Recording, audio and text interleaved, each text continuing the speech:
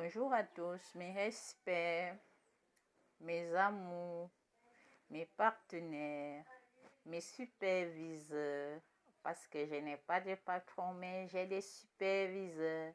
Un superviseur est un expert qui connaît, qui ne dit pas n'importe quoi, n'importe comment, et donc qui peut effectivement parler avec Jésus sans l'offenser, sans la blesser, sans la chiffonner, sans la critiquer, avec sagesse, maîtrise de soi, intelligence, méticuleux même. Je vous parle ce matin d'un sujet écœurant qui devrait normalement me faire pleurer et vous faire pleurer également. En fait, il s'agit du problème d'Israël contre la Palestine. Ce problème traite des morts depuis toujours. Il est certes vrai qu'avant 2012, on m'avait caché l'existence de ce problème. On m'avait empêché de comprendre qu'il y a un problème comme ça dans le monde. On m'avait même empêché de savoir où c'est que le Moyen-Orient. Mais en 2012, après avoir reçu mon appel, après avoir été consciente de ma nouvelle identité, mes oreilles ont commencé à s'ouvrir, ma tête, mon esprit ont commencé à s'ouvrir pour que j'enquête ce que c'est que le Moyen-Orient. Je me rappelle, je m'étais dirigée vers un voisin qui est militaire et qui pour la première fois m'a entretenu sur le Moyen-Orient. Jusque-là, je ne comprenais pas grand-chose, mais j'ai continué à enquêter pour me rendre compte que ça me concernait personnellement. Dieu est fort parce qu'il m'a caché la vérité pendant longtemps. J'ai grandi sans que je ne sache ce que c'est que le Moyen-Orient. Imaginez, je voyais quand même Yasser Arafat à la télé, mais je ne comprenais rien à rien. C'est comme ça que ça s'est passé. Et puis un jour, après avoir reçu l'appel, après qu'on ait détecté que je suis déjà ce que je suis aujourd'hui et qui n'est pas facile à dire pour ne pas vous frustrer, vous qui n'êtes pas habitués à la vérité, alors j'ai enquêté et j'ai commencé par comprendre grâce aussi à la chaîne de télévision IT424, quelque chose de comme ça. IT424, une chaîne de télévision qui sillonnait, je ne sais pas si ça fonctionne encore, la zone du Moyen-Orient. Elle est certainement basée en France, quelque chose de comme ça. IT424. J'ai enquêté, j'ai encore enquêté. Aujourd'hui, quand je me suis rendu compte que c'est un problème qui me concernait personnellement, j'ai vu comment en Palestine on lançait les cailloux pour que ça traverse, si c'est un mur, pour aller tomber du côté d'Israël, ainsi de suite. J'ai vu ça, c'était terrible. Et un jour, le plus important, c'est qu'un jour, je me suis rendu compte que la Palestine avait dit clairement que Jésus est déjà revenu, il faut qu'il rentre. Et que le contrat, c'était quoi? Si Jésus revient, ils doivent rentrer chez eux. Oh là là, je croyais que ça devait être facile. Jusqu'à ce que je me rende compte que ça n'a pas été facile. Ils n'ont pas été compris de toutes les façons. De l'autre côté, je n'ai pas rencontré quelqu'un qui disait aussi comme cela, du côté d'Israël, que Jésus est revenu. Bon, comme le contrat, c'était que si Jésus revient, vous rentrez, venez, revenez. Et c'est comme ça que ça s'est passé jusqu'à présent. Donc, comme vous suivez ces derniers temps, c'est catastrophique.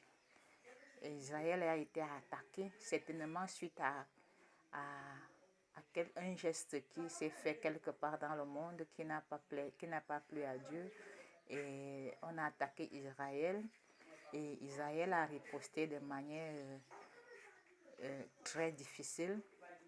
Et jusqu'à présent, la situation va de mal en pire. Dernièrement, il y a eu une lueur d'espoir, mais avant-hier, j'ai encore appris que c'est grave. Comme Iran a décidé d'intervenir, Israël aussi a décidé de riposter encore. Bref, ça devient un cercle vicieux de guerre. Et justement, je devais être seulement morte de pleurs, je vous assure, parce que c'est ça la vérité. Mais on se rend compte que si je pleure, je peux même mourir moi aussi. Alors, Dieu m'a quand même soutenu en me permettant, mon Père me soutient en me permettant d'être debout, d'être forte et de résister, quoi. Parce que sinon, si je mets tout mon cœur là-bas, je serai cadavéré aussi. Alors, ce que je vais vous suggérer ce matin, c'est que au moins 1000 personnes de la Palestine viennent au Cameroun, que vous venez dans mon arrondissement. On va vous trouver des espaces pour pouvoir investir là. Simplement parce que vous avez dit la vérité que Jésus est revenu et pour que nous essayons de vous empêcher de mourir. Je vois les enfants qui meurent, qui souffrent là-bas en train de chercher de l'eau, les femmes. Je propose que le HCR s'arrange à vous transporter dans des avions pour vous déposer au Cameroun afin que vous occupiez des espaces libres au Cameroun. En attendant de voir si un jour vous devrez retourner là-bas. Mais pour le moment, moi, je préfère que vous veniez vivre au Cameroun. Il y a encore beaucoup de forêts ici. Vous pouvez créer des nouvelles villes, vous installer.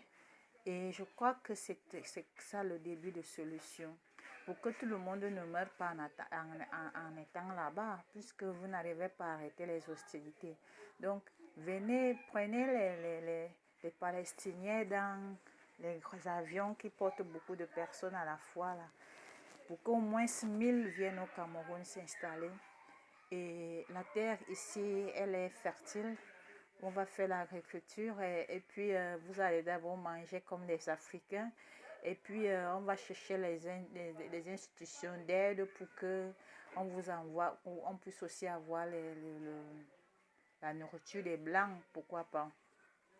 Donc, c'est ce que je voulais vous suggérer aujourd'hui, qu'une bonne partie des Palestiniens viennent d'abord au Cameroun. Parce qu'en fait, le problème qui se pose, ce n'est même pas Israël qui est la cause, encore moins la Palestine. C'est un vieux problème. Tant qu'on n'installe pas Jésus, vous allez toujours être dans cette tension-là. Donc, l'idéal, c'était que les institutions dignes de ce nom œuvrent à ce qu'on installe Jésus. Qu'on installe Jésus, que Jésus ait l'autorité, que Jésus travaille, parce que le travail éloigne de nous beaucoup de choses, le vice, la nuit et le besoin. Quand Jésus est au sous-quartier, ce n'est pas de la gentillesse bien qu'elle va dégager, que je vais dégager, c'est de l'amertume. Quand Jésus chôme, quand Jésus est dans la saleté, c'est de l'amertume que Jésus dégage. Alors c'est Dieu qui va intervenir et qui ne pourra pas rendre vos cœurs des cœurs pacifiques. C'est pourquoi je vous suggère de cesser de vous battre les uns les autres, mais plutôt d'attirer l'attention de l'ONU, des États, des chefs d'État du monde, sur la nécessité d'installer prioritairement Jésus qui est revenu et qui est au Cameroun. Curieusement, une femme. Bon, ben, pour ceux qui comprennent le langage de la Bible, c'est Jésus, mais disons le nouveau juge. Le deuxième juge qu'on a attendu est au Cameroun. D'autres ont appelé le Messie. Ben, c'est un problème de langage. On va mettre tout cela au clair avec le temps. Donc, je vous attends au Cameroun. Faites des demandes nécessaires pour que cela se fasse rapidement. Et dites-vous bien que les autorités camerounaises devront à tout prix vous accueillir parce que nous sommes un. Et il faut que nous tous nous contribuions à ce qui est la paix. Quand quelqu'un pleure ailleurs, ça peut avoir des répercussions ailleurs. Parce que nous sommes le corps de Geneviève. Si un d'entre nous pleure, l'autre peut avoir mal. Exactement comme le corps humain.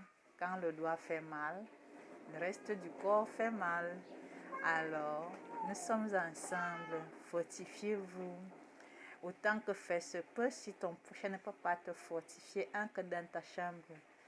Concentre-toi et demande à recevoir la fortification. D'accord? D'accord? D'accord? Faites comme moi.